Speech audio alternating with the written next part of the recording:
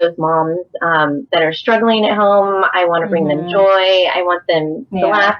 You know, I even had one husband, it was a husband, and his wife was terrified to get pregnant after the age of 35. And he's a friend of mine, and he was just watching the videos just kind of because he felt like it. He's actually my son's art teacher at the co-op. And he made a comment that, you know, it was kind of comforting to his wife to see a girl with Down syndrome not seem weird, if that makes sense. For people that aren't in the special needs community, it seems like such a bridge or such a difficult transition, but the more you're real about it, and definitely you are on your channel, the more everyday real life normal we can show our lives are. I mean, yes, we have certain things that we deal with that other people don't. When we have a child that struggles in certain areas or has a diagnosis, but that doesn't mean that the joy that comes with that and everything else in life isn't there as well. It makes life more interesting.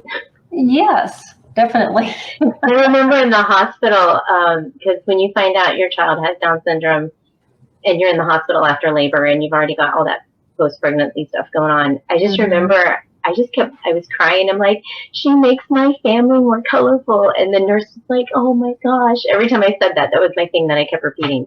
But it's true, because she makes our life more colorful. That's wonderful. Yeah. Such a good way to look at it. Yeah. And it was funny. My daughter we were at the pool yesterday, and this little boy comes up and he got really close to her, and the mom's like, oh, I'm sorry. You know, he has autism. And I'm like, she's okay with that. I didn't do that too. She expected me to say that. I was like, she whacks people on the shoulder all the time. If we're like, because we go to Disney a lot. And we're close, right? Yeah, we're kind of close. I mean, it's 45 minutes away, and we passes. But we get, you know, around people. She'll start smacking them on the shoulder, and she'll go up to she can't walk yet, but if I'm holding her, she'll try to like reach out and hug a stranger. I'm like, no, not now. Yeah. And then I apologize. I'm sorry, but I know you're right. I shouldn't apologize because people, you know, understand. Yeah. Yeah. Just well, and too, you know, it's.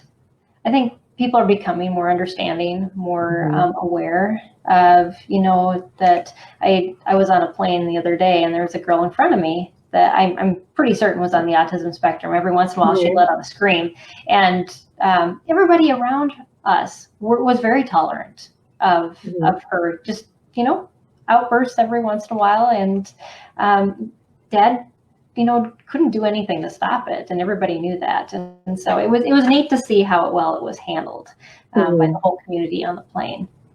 So yes, definitely. Well, we don't keep people with certain diagnoses and needs isolated anymore, and that has really helped our families to be able to come out of isolation as well. I think in the past it's been harder.